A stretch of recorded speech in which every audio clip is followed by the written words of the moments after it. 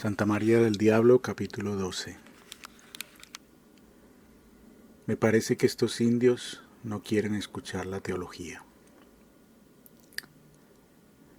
Si los escritores no fuesen, los hechos de los ilustres no serían nada. Más de 60 años ha que retengo historias y memorias y libros con mi poca posibilidad. He nadado con esta carga harto más que nadó César en Alejandría con sus comentarios, por su propio interés y por salvar la memoria de lo que escribió de sí. Lo he hecho por honrar a mi patria y por no perder el acuerdo de muchos a quienes ahora y de aquí en adelante aprovecharán mis vigilias y largos caminos de mar y tierra, y atravesando muchos y muy poderosos ríos y penetrando ásperas y poderosas sierras. Bien podéis creer que si hubiera empleado mi tiempo en estudiar esos que llaman derechos, y yo los llamo muerdecapas, mi capa estuviera de mejor pelo, pero no sé si tan bien ganada como la que tengo,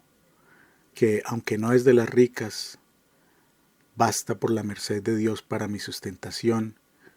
y no anda adherida de sudores ni sangre de indios, como quieren algunos inculpar generalmente a los que en Indias hemos vivido. Y porque quiero decir verdad, le he pedido a mi mano que retome la pluma y la humedezca con sus tintas azabaches, y que tome mi dictado para contar, hasta que la verdad sea servida, la historia de la ciudad en el Darién donde empezó mi trasegar por estas Indias. Después que el rey Fernando, quinto de tal nombre, envió a Pedrarias Dávila por su capitán general a la tierra firme y le dio la jurisdicción y gobernación de Castilla del Oro,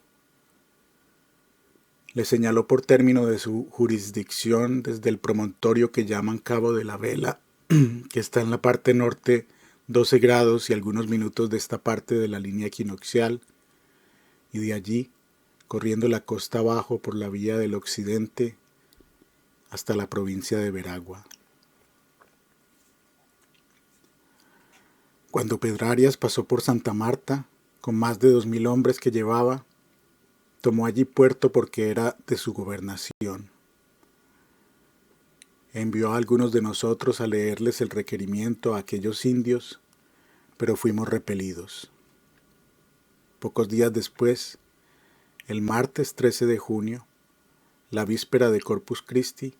del año de 1514, habido el gobernador acuerdo con el obispo y oficiales, mandó que yo, el cronista, como veedor de minas y de las fundiciones del oro, saliese a tierra con los fundidores y algunos hombres diestros y con todo el aparejo que era necesario para que en los nacimientos y costas del río que entra en aquel puerto y donde me pareciese conveniente, se catasen las minas y que fuésemos a unas sierras que se apreciaban a 3 o 4 leguas adentro donde se pensaba que nacía aquel río. Dispuso el gobernador que también fuese con nosotros el otro Pedrarias Dávila, su sobrino y capitán de artillería, con hasta 300 hombres. Y nos fuimos con la orden de que si hallábamos indios, se les notificase el requerimiento que sus majestades mandaron hacerles antes de entrar en tratos con ellos, y sin hacerles mal ni daño. Mandó el gobernador que yo llevase el requerimiento in scriptis, para leérselos a ellos, y que lleváramos a alguien que se lo hiciera entender, queriéndolo ellos oír, pues mostrarles el papel donde estaba escrito poco venía al caso. Y porque el tal requerimiento, con algunas variaciones, debía ser leído en todos los encuentros con nativos, lo transcribo.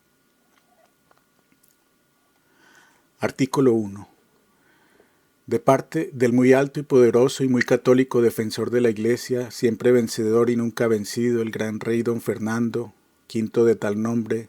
rey de las Españas, de las 2 Sicilias y de Jerusalén y de las Indias, islas y tierra firme de la mar Océana, etc., domador de las gentes bárbaras, y de la muy alta y muy poderosa señora la reina doña Juana, su muy cara y muy amada hija, nuestros señores, yo, Pedrarias Dávila, su criado, mensajero y capitán, notifico a vos y os hago saber como mejor puedo que Dios nuestro Señor, uno y trino, creó el cielo y la tierra, y un hombre y una mujer de quien vosotros y nosotros y todos los hombres del mundo fueron y son descendientes y procreados, y todos los que después de nosotros han de venir. Mas, por la muchedumbre de que la generación de estos ha sucedido desde hace 5000 años y más que hace que el mundo fue creado, fue necesario que los unos hombres fueran por una parte y otros por otras, y se dividiesen por muchos reinos y provincias que en una sola no se podían sostener ni conservar. Artículo 2.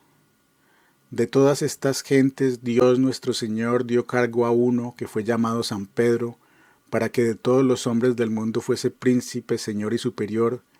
a quien todos obedeciesen y fuese cabeza de todo el linaje humano, donde quiera que los hombres viviesen o estuviesen, y en cualquier ley, secta o creencia.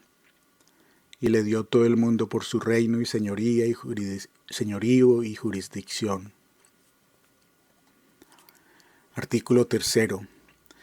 Y como le mandó que pusiese su silla en Roma, como en lugar muy aparejado para regir el mundo, mas también le permitió que pudiese estar y poner silla en cualquier otra parte del mundo, y juzgar y gobernar a todas las gentes, cristianos y moros y judíos y gentiles y de cualquier otra secta o creencia que fueran. Artículo 4. A este llamaron Papa, que quiere decir admirable, mayor padre de guardador, porque es padre de guardador de todos los hombres. Artículo 5. A este San Pedro obedecieron y tuvieron por Señor y Rey superior del universo los que en aquel tiempo vivían, y asimismo han tenido a todos los otros que después de él fueron al pontificado elegidos. Y así se ha continuado hasta ahora y se continuará hasta que el mundo se acabe. Artículo 6. Uno de los pontífices pasados que en lugar de éste sucedió en aquella silla de dignidad que he dicho, como príncipe o señor del mundo, hizo donación de estas islas y tierra firme de la mar océana a los dichos rey y reina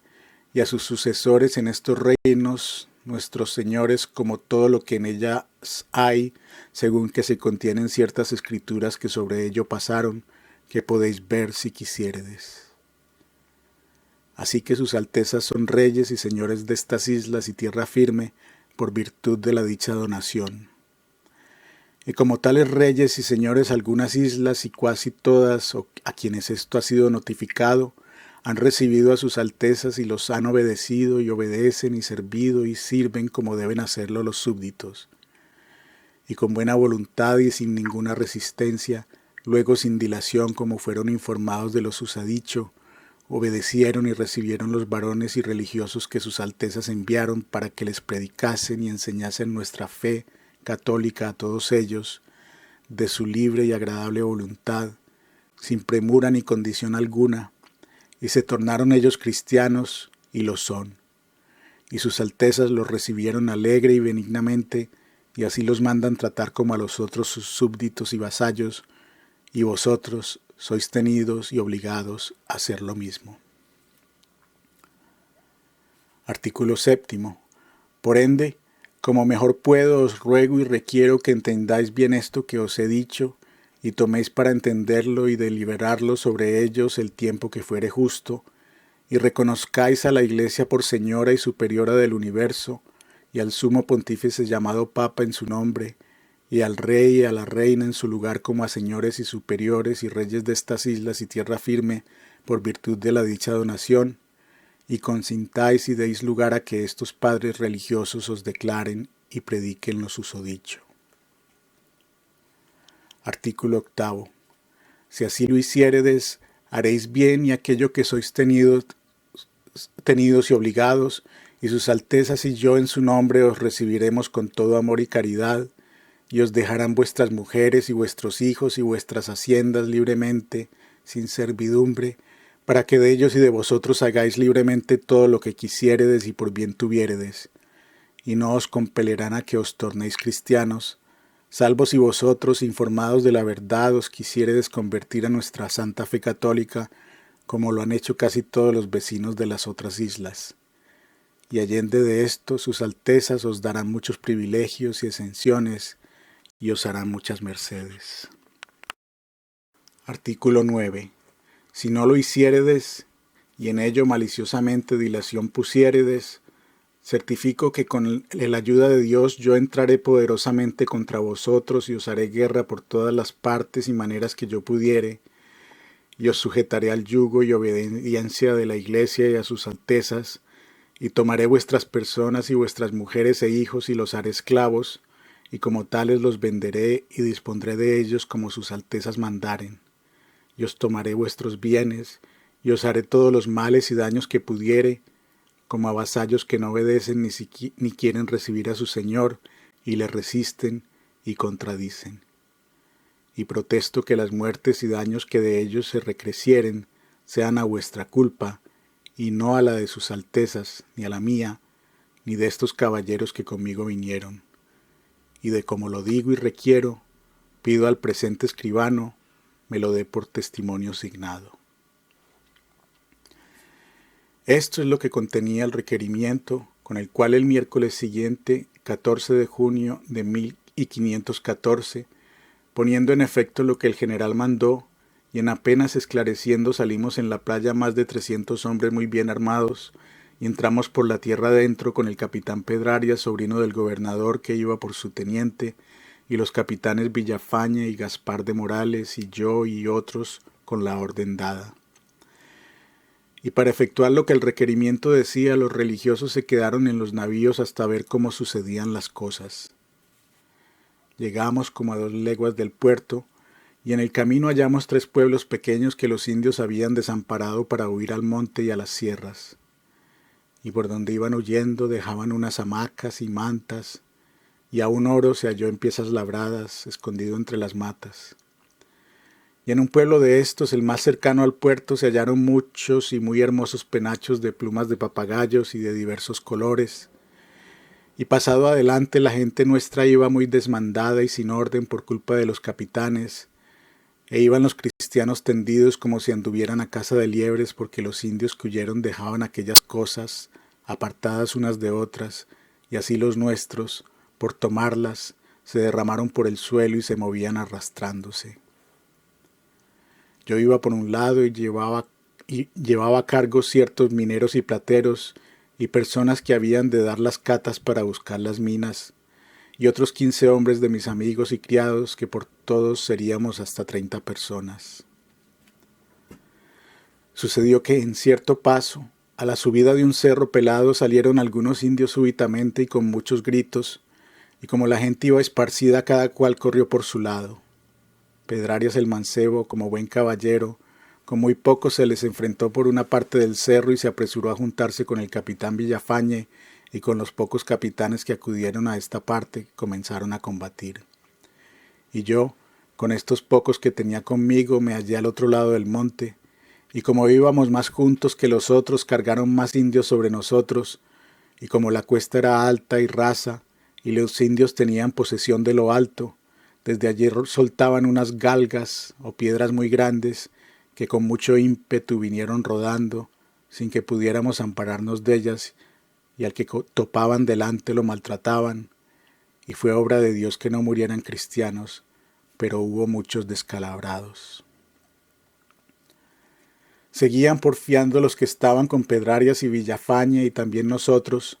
y por fin subimos monte arriba y estando casi a la mitad del camino donde ya nos podían alcanzar los indios con sus flechas, nos tiraron muchas y dejaron de tirar las piedras porque les faltaban ya,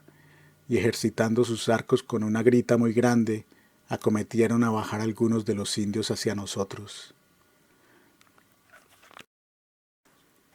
Y allí me hirieron un hombre de los míos que se decía Hernando de Arroyo, montañés valiente, y le dieron con una flecha en la espinilla estando a mi lado, Y fue tan poca la fuerza de la flecha y tan pequeña la llaga que no le tuvo hincada la saeta, sino así como le dio y le rompió el cuero y le sacó un poco de sangre. En el momento se cayó la flecha en tierra, el hierro de la cual era un hueso de pescado que llamamos raya, mas la hierba era tal que en el instante en que este hombre fue herido se vio que era mortal, porque aunque era hombre de mucho esfuerzo y de su persona se tenía experiencia y era tenido por de grande ánimo, desmayó y yo le hice sacar de allí a otros 2 hombres míos para que le llevasen a la nao, donde le curaron, y se hicieron con él todas las diligencias que fue posible para remediarle, pero al tercer día murió rabiando. Continuando nuestra batalla, ganamos el monte por fuerza de armas y de escopetazos. Quedaron muertos 3 indios y fueron presas 10 mujeres y una cacica entre ellas. Era aquella una mujer moza, y la hallamos escondida entre ciertas matas enramadas, y era de gentil parecer, y en mi casa, en el Darién, después que allá llegamos, murió a los pocos días de fiebres, y a mi parecer murió de coraje de verse presa, puesto que en verdad fue tratada muy bien. Se conoció que era mujer principal por el acatamiento y respeto que con ella tenían las otras mujeres presas, y porque en ninguna manera se asentaba ninguna sino muy desviada de ella, ni le hablaban mirándola, sino con los ojos puestos en la tierra. Esta india principal era hermosa, porque en la verdad parecía una mujer de Castilla en la blancura, y en su manera y su gravedad era para admirar, viéndola desnuda sin risa ni liviandad, sino con un semblante austero, pero honesto, puesto que no podía haber más de 16 o 17 años.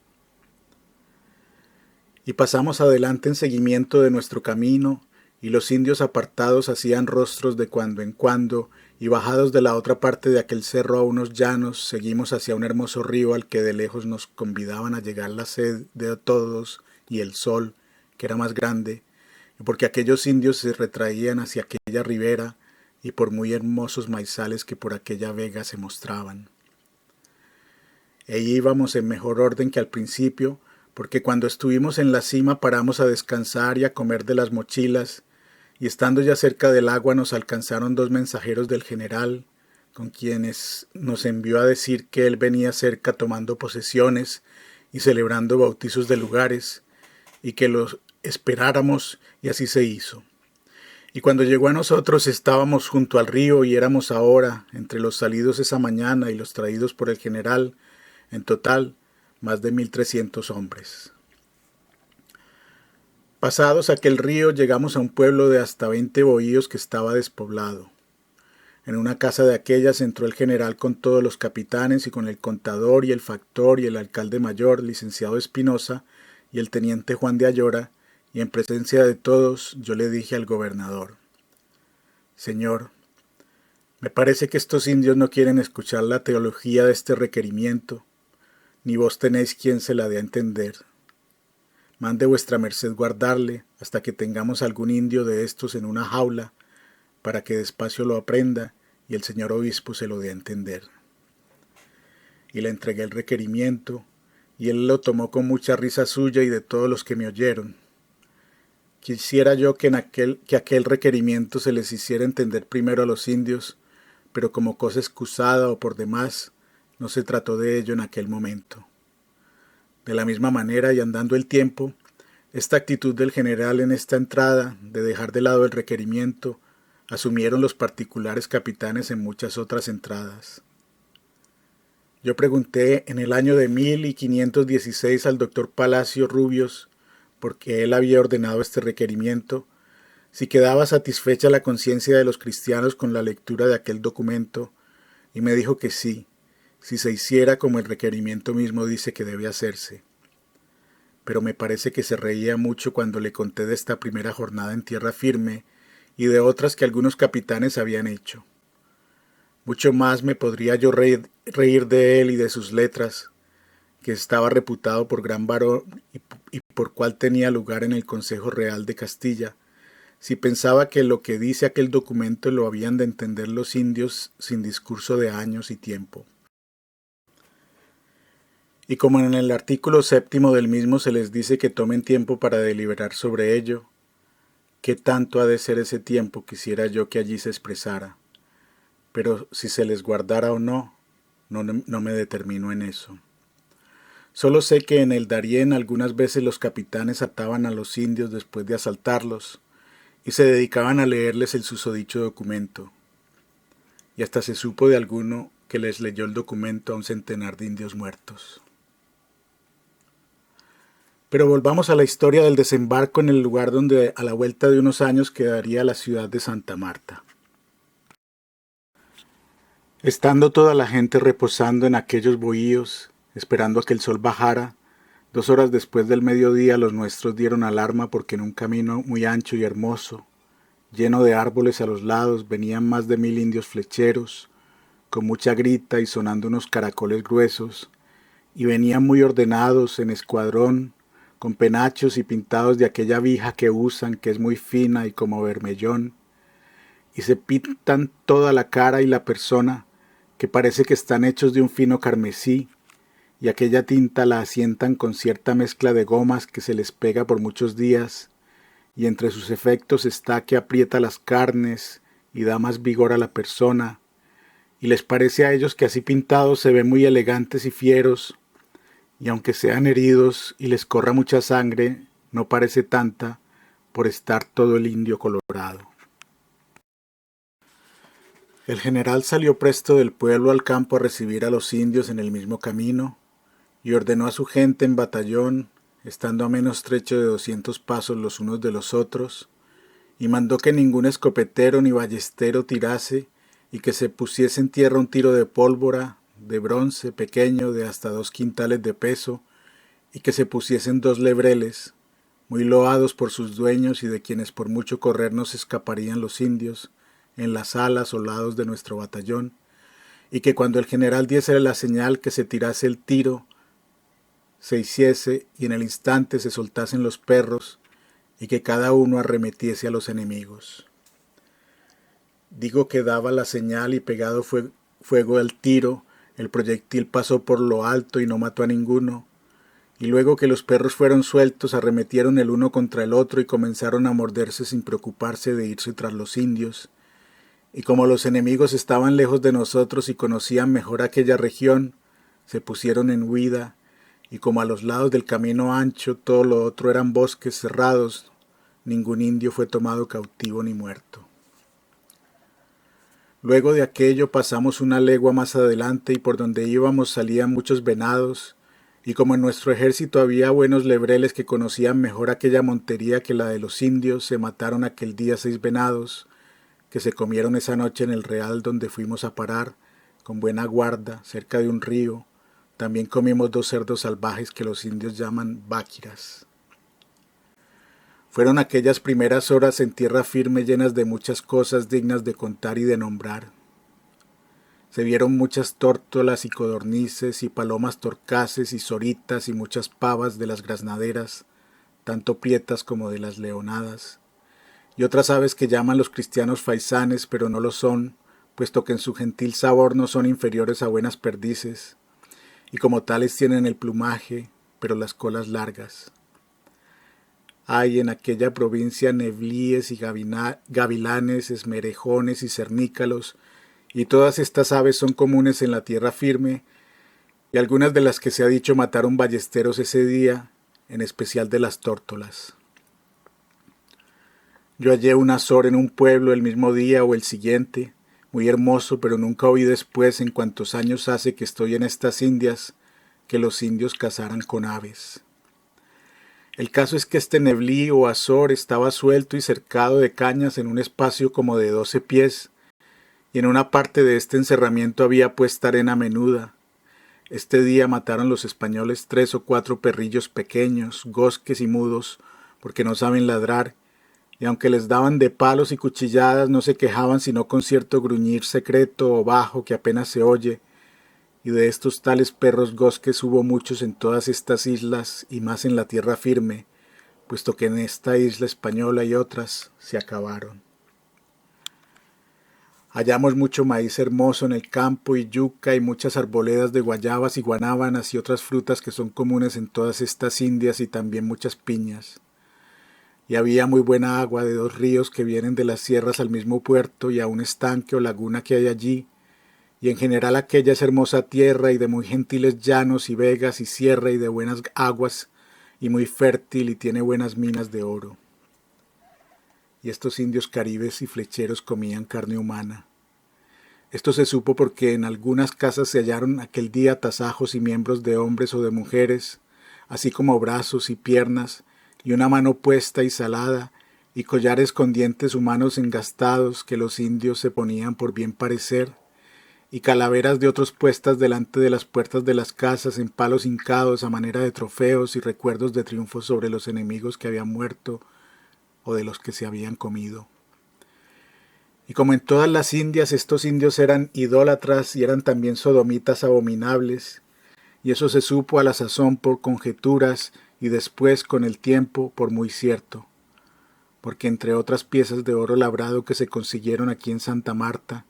y que huyendo los indios a la sierra dejaron escondidas por el campo, se halló una pieza de oro de 20 quilates o más que podía pesar hasta 25 pesos, que era un hombre sobre otro, en aquel malo y nefando acto contra natura, hechos de relieve y muy propio, la cual pieza yo por mis manos la quebré después encima de un yunque con un martillo en la casa de la fundición real en el Darién.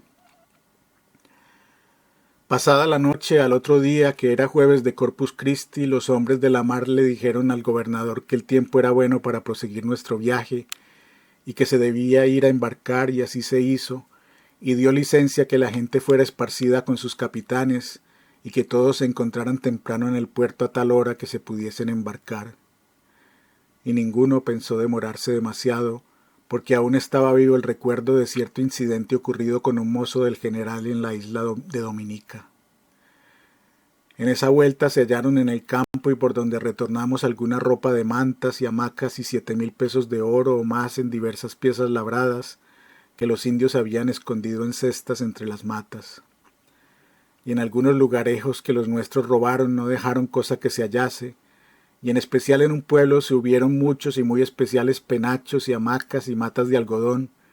y hallaron tambores grandes de 6 o 7 palmos de luengo, hechos en troncos vacos de árboles, y eran gruesos y encuerados, y estaban colgados en el aire dentro de los bohíos, y sonaban mucho. Yo entré en un lugar de estos con hasta 50 hombres que conmigo iban, y lo hallé despoblado, y en una casa o buhía de aquellas, que debía ser casa de munición de la República o de su cacique, hallé que había muchos arcos e innumerables manojos de flechas, y muchas pelotas de hierba venenosa de color de cera de pez, y como yo iba enojado del hombre que me habían herido, hice a un escopetero que con la mecha pusiese fuego a aquel buhío. Y el aire duró poco, y fue tan a propósito que en espacio de media hora estaban quemados aquel y todos los otros buhíos de aquel pueblo, que eran más de 40. En aquel pueblo se halló un zafiro blanco y tan grande como un huevo de gallina, y aún casi de ánsar,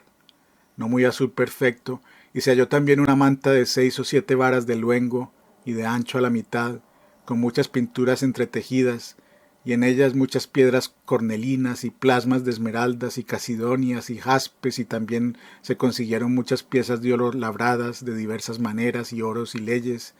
7,000 castellanos más o menos. Todo aquello se entregó al tesorero Alonso de la Puente, en cuyo poder así el zafiro como lo demás se puso para que se repartiese después de sacados los derechos reales. Pero nunca yo supe después en quién paró esta hacienda, aunque tengo mis sospechas. Así que este día jueves 15 de junio se embarcó el general con toda su gente, y esa misma noche antes que fuese de día nos hicimos a la vela. No se dejó de dar mucha culpa al general por haberse ido de Santa Marta con tan poco fruto, y por no haber poblado aquel asiento pudiendo hacerlo, pues sobraba gente para dejar allí una fundación, pero parecía tener prisa por llegar al Darién y ser el descubridor de la mar del sur. Lo cierto es que fue esa falta de decisión en aquella incursión lo que determinó que a la vuelta de unos años se le quitara de su gobernación. Salida la armada de aquel puerto, de noche, la nao capitana iba adelante y llevaba su farol, y tras ella, siguiendo todas las otras naos y carabelas. Y el viento se esforzó mucho y la mar se ensoberbeció tanto que cuando fue de día nos hallamos tan encenados y metidos en tierra, debajo de un puerto que se dice Gaira, que pensamos dar todos al través sin duda. Y si la claridad del día se tardara 2 horas más, nos viéramos en tanto peligro que no se habría escapado hombre ni navío si no fuera por milagro. Y así, con mucho trabajo, y fundamentalmente por la clemencia de Dios, pudimos salir más a la mar y seguir nuestro viaje, y fue la armada a Isla Fuerte, que está a 2 leguas poco más o menos del Cenú, y allí salieron ciertos capitanes con gente, por mandado del general, y tomaron muchos cestos de sal muy hermosa y blanca que allí se hace del agua de la mar. Y los indios, como vieron desde lejos tantas naos, huyeron en sus canoas y se pasaron a tierra firme. Y estuvo allí la armada el día que llegó y el siguiente, y al tercero se partió para el Darién, y llegó al surgidero de aquella ciudad en el golfo de Urabá, a los 29 días del mes de junio de 1514.